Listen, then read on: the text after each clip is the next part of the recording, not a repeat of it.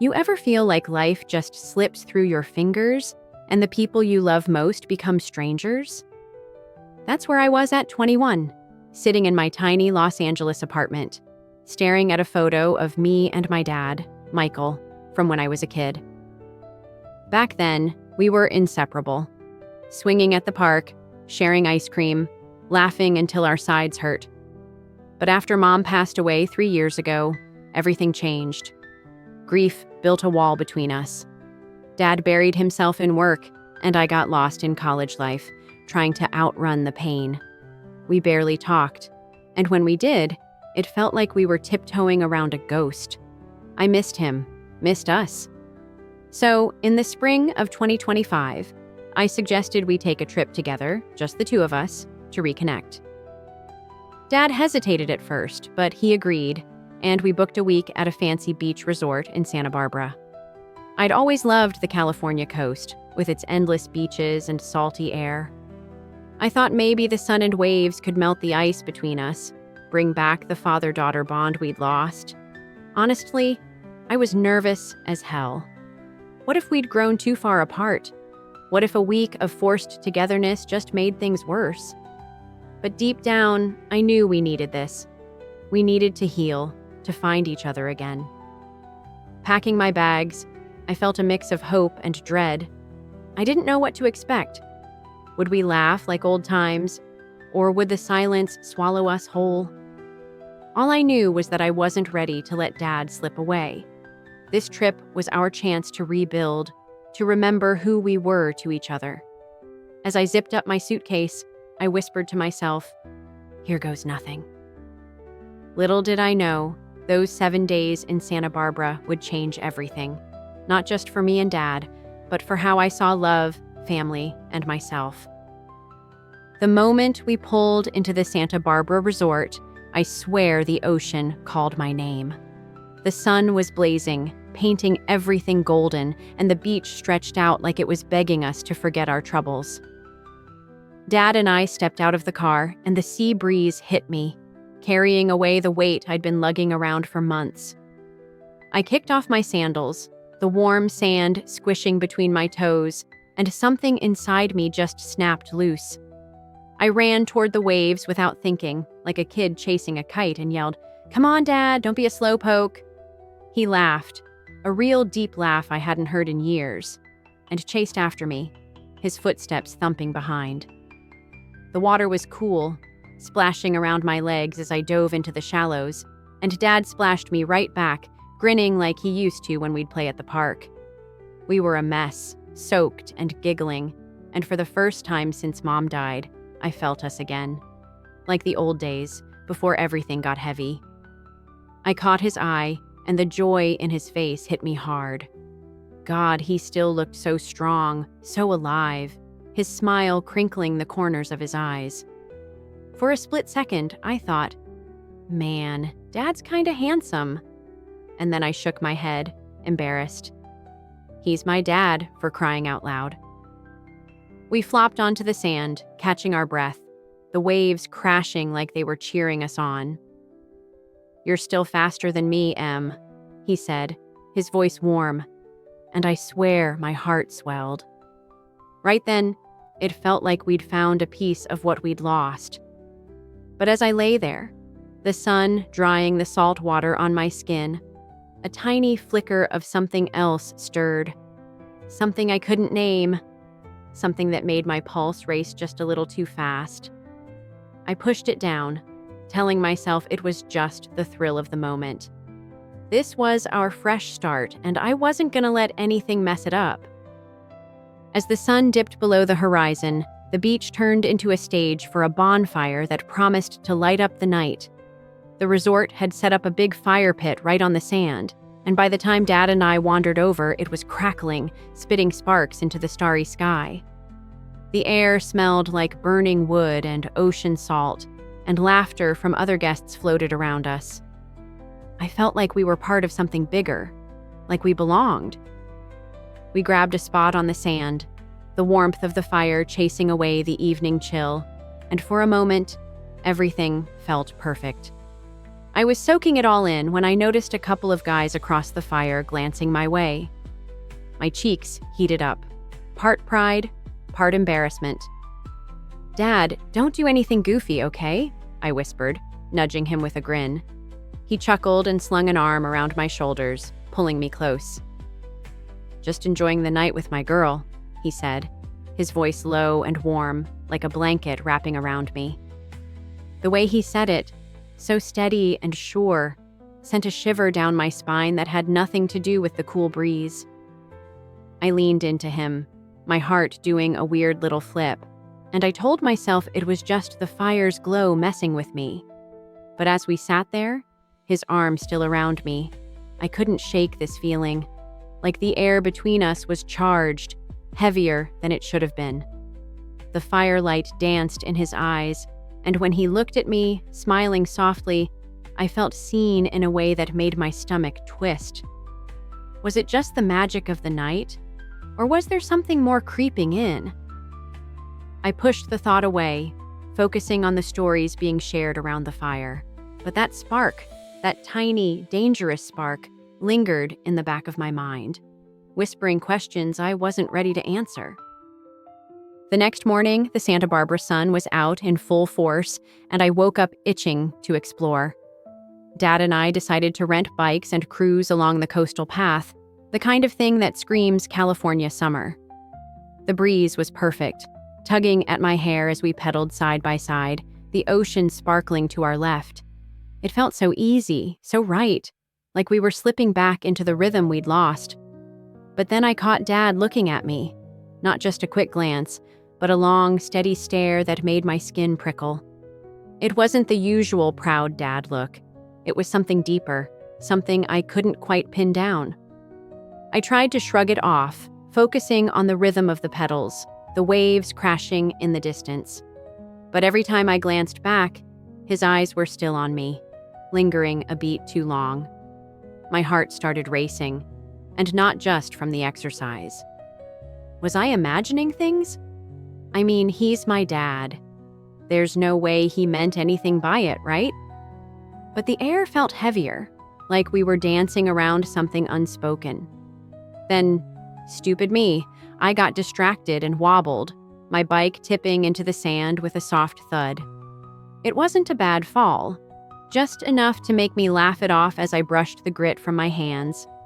Dad was off his bike in a flash, sprinting over with this worried look that made my chest tighten. "You okay, Em?" he asked, his voice thick with concern as he grabbed my arm to help me up. His touch was gentle but firm, and when our eyes met, it was like a jolt of electricity shot through me. I mumbled, "I'm fine, just clumsy." But my voice shook. That moment, his hand on my arm, his eyes searching mine, felt too intense, too loaded. I pulled away, forcing a smile, but my mind was spinning. What was happening between us? And why did it feel like we were teetering on the edge of something we couldn't name? Just when I thought the day couldn't get any more confusing, a storm rolled into Santa Barbara like it had a personal vendetta. The sky turned dark, and by evening, rain was pounding the resort, the wind howling like it wanted to rip the roof off our cabin. Dad and I were tucked inside, safe and dry, wrapped in fluffy resort towels with mugs of hot cocoa steaming in our hands.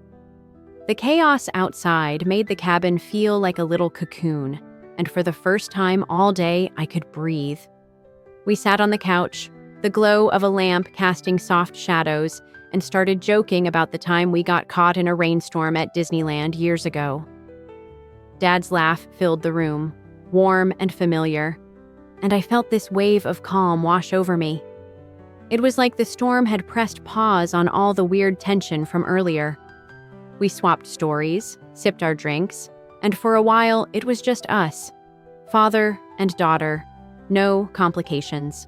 But as the thunder rumbled, I caught him watching me again, his smile softening into something quieter, more intense. My stomach did a flip, and I gripped my mug tighter, trying to ignore the way my heart sped up. This was supposed to be a safe moment, so why did it feel like the air was crackling? I shifted closer, telling myself it was just for warmth, but the space between us felt charged, like the storm wasn't just outside anymore. "This is nice, huh?" I said, my voice a little too bright, trying to keep things light. "Yeah, he replied, his tone low. "Really nice." His words hung there, heavy with something I couldn't or wouldn't name. I wanted to stay in that cozy bubble forever, but a tiny voice in my head kept whispering, "What's happening here?" The storm raged on, and so did my thoughts, pulling me between the comfort of his presence and the nagging fear that we were getting too close to a line we couldn't cross.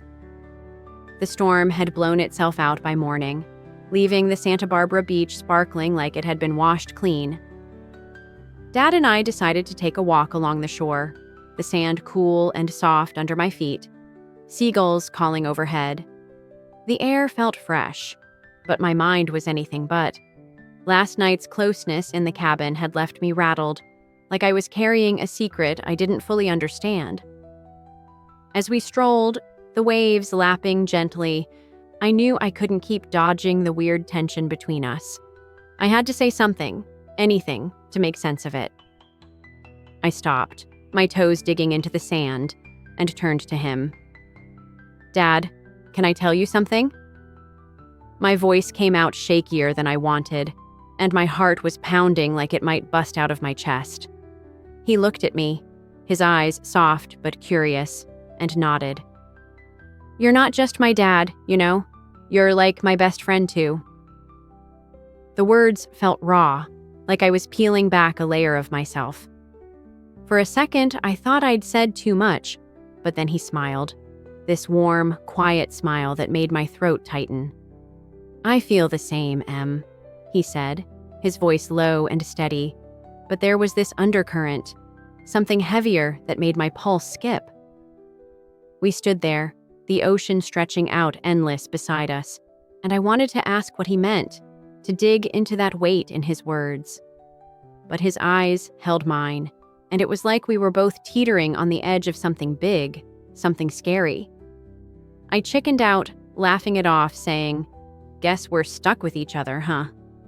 He chuckled, but his gaze lingered, and I felt that spark again, electric, confusing, and way too intense for a father and daughter. As we walked on, the waves whispering secrets, I couldn't shake the feeling that we'd just cracked open a door we might not know how to close. The Santa Barbara sun seemed to shine brighter as the days went on, but the air between Dad and me was getting thicker, like a fog we couldn't quite see through. We decided to check out the local farmers market downtown, a colorful maze of stalls bursting with fresh fruit, handmade jewelry, and the chatter of tourists. I was hoping the bustle would distract me from the thoughts that kept circling since our beach walk. Those moments when Dad's eyes lingered too long, when my heart raced for reasons I didn't want to name. But as we wandered through the market, the tension followed us like a shadow. I stopped at a stall with seashell necklaces, picking one up and holding it to my neck. "What do you think, Dad?" I asked, turning to catch his eye. He was staring, not at the necklace, but at me, his expression a mix of pride and something else, something that made my cheeks burn and my stomach flip. "Looks beautiful, Em," he said, his voice soft, almost too soft. I turned back to the mirror, my hands shaky as I put the necklace down. Why did his words feel like they carried more weight than they should? I tried to laugh it off, babbling about the market, but every glance we shared felt loaded, like we were both tiptoeing around a truth neither of us wanted to face. As we moved through the crowd, sharing a bag of kettle corn, I caught him watching me again, his eyes tracing my face like he was memorizing it. My heart pounded, torn between thrill and guilt. Was I reading too much into this? Or was there really something shifting between us, something we weren't supposed to feel? The market's lively chaos faded into the background, and all I could hear was the unspoken question hanging in the air. What are we doing? I wanted to grab his hand, to feel that safe, familiar connection, but I held back, afraid of what it might mean if I didn't let go. The last night in Santa Barbara felt like it was holding its breath, and so was I. Dad and I stood on the cabin's balcony, watching the sun sink into the Pacific, painting the sky in streaks of pink, purple, and fiery orange. It was the kind of sunset that makes you feel small and infinite all at once, but my heart was racing for a different reason. The tension from the market, from all the glances and unspoken moments, had built up, and now it was pressing against my chest, begging to spill out. I gripped the railing, trying to focus on the view, but all I could feel was Dad standing close. Too close, his presence like a magnet I couldn't pull away from. "It's gorgeous, isn't it?" I said, my voice barely steady, hoping to keep things light. He didn't answer right away, and when I turned, his eyes weren't on the sunset. They were on me, intense and searching, like he was seeing something new. "It really is, Em," he said, his voice so soft it felt like a secret. My breath caught, and for a moment, I thought I might say it. Whatever it was, the tangled mess of feelings I'd been wrestling with all week. "Dad, I started, but the words stuck, my heart hammering too loud to think straight. Before I could finish, he stepped closer, his hand brushing my arm. "You know I love you, right?" he said, his voice raw, eyes locked on mine. "You're everything to me." Those words hit like a wave, warm and overwhelming, but there was an edge to them, a depth that made my stomach twist. I nodded, unable to speak, my mind screaming, "Is this just a dad thing or something more?" The sunset burned brighter, but the real fire was between us, flickering dangerously close to a line I wasn't sure we could uncross. As the sky darkened, I stood there, frozen, wondering if we'd just opened a door we couldn't shut. Packing up the cabin felt like trying to stuff a wildfire into a suitcase. Everything was too big, too raw to contain. The week in Santa Barbara had turned my world upside down, and as I folded clothes, my mind kept replaying Dad's words under last night's sunset, the way his eyes held mine like they were saying more than he could. I was zipping my bag when a folded piece of paper slipped out from under a towel. My heart stopped when I saw Dad's handwriting. It was a letter, one he hadn't meant for me to find, and as I read it, my hands shook.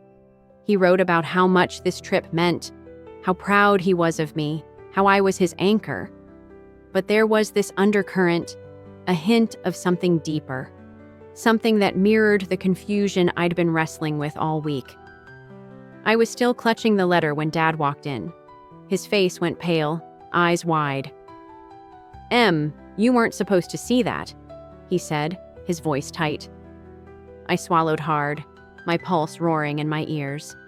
"I did, Dad, and we need to talk." The words spilled out before I could stop them. We sat on the edge of the bed, the air heavy as I admitted. "There's something between us, isn't there? Something different." My voice cracked, half expecting him to shut me down, but he just looked at me, his jaw tight, like he was fighting his own battle. "Em, you're my daughter," he said finally, his voice trembling. "But yeah, this week, it's been intense. I care about you more than I can say, but we gotta be careful." His honesty hit me like a punch, confirming what I'd been afraid to face. We talked, really talked, about the love we shared, the lines we couldn't cross, and how to keep what we had pure. It was messy, painful, but it brought us closer in a way I didn't expect. As we loaded the car, I felt lighter, like we'd dodged a bullet, but a part of me still wondered what might have happened if we hadn't stopped ourselves. Driving back to Los Angeles, the hum of the highway felt like a lullaby, but my heart was still racing from everything we'd left behind in Santa Barbara. The ocean faded in the rear view, and so did the weight of that week. Those stolen glances, the letter, our raw, heart-wrenching talk. Dad kept his eyes on the road, his hands steady on the wheel, but the silence between us wasn't empty anymore. It was full of understanding, of a bond we'd fought to keep true. I stole a glance at him, his profile sharp against the morning light, and felt a pang of gratitude mixed with something bittersweet I couldn't quite name. That trip had cracked us open, forced us to face feelings we didn't expect, feelings that scared me because they felt so big, so wrong, yet so real. Sitting there, watching the California hills roll by, I realized love can be messy, especially when you're grieving and trying to rebuild what's broken. Dad and I had come close to a line we couldn't cross, but we'd pulled back, choosing to protect what mattered most, our father-daughter connection. It wasn't perfect, and maybe we'd always carry a flicker of that tension, but we'd learned to hold it carefully, to let it strengthen us instead of tear us apart. Back home, unpacking my bag, I found that seashell necklace from the market, tucked in with my clothes. I held it up, smiling at the memory of Dad's eyes on me, and slipped it into a drawer. Life would go on, classes, work, the daily grind, but I'd carry this week forever. It taught me that love, even the complicated kind, can be a gift if you're brave enough to face it. I looked out my window at the city lights, feeling older, wiser, and somehow closer to Dad than ever. We'd found our way back to each other, and no matter what came next, I knew we'd face it together.